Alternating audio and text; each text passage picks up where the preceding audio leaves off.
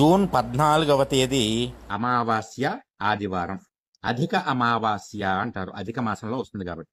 మళ్ళీ ఇలాంటి అధిక అమావాస్య రావాలంటే 3 ఏళ్లు వెయిట్ చేయాలి మీరు. కాబట్టి ఆ రోజు మీరు ఏ గ్రామంలో నివసిస్తున్నారో ఆ గ్రామానికి ఉండేటటువంటి గ్రామ దేవతకి నైవేద్యం పెట్టండి. ఏ నైవేద్యం? పంచభక్ష పరమాన్నాలు నైవేద్యం, లేదా పులిహార నైవేద్యం, లేదా పొంగలి, లేదా పాయసం, లేదా బెల్లం ముక్క, లేదా కొబ్బరికాయ, ఏదో ఒకటి చక్కగా నైవేద్యం పెట్టండి. గ్రామ దేవతల అనుగ్రహం వల్ల ఇంటికి ఉన్నటువంటి పీడలు, మీకున్నటువంటి పీడలు, మీ ఇంట్లో వాళ్ళకున్నటువంటి పీడలు అన్నీ తొలగిపోతాయి.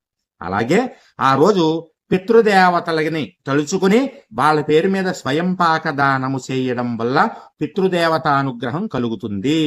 గుర్తుంచుకోండి, మళ్ళీ అధిక అమావాస్య రావాలంటే 3 ఏళ్లు వెయిట్ చేయాలి మీరు.